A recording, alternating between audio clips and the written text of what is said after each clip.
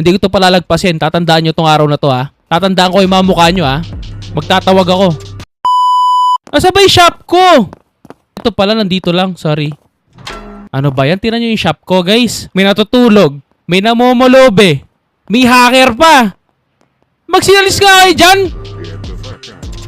Alas! Ako pa pinapalis mo, ayop ka. Ay puta, ako pa sinuntok, pre. Shop ko niyan to, ha. Kupal kayo, sir, ha. Magtatawag ako, kala nyo, ha. Hindi ko to palalagpasin, pre.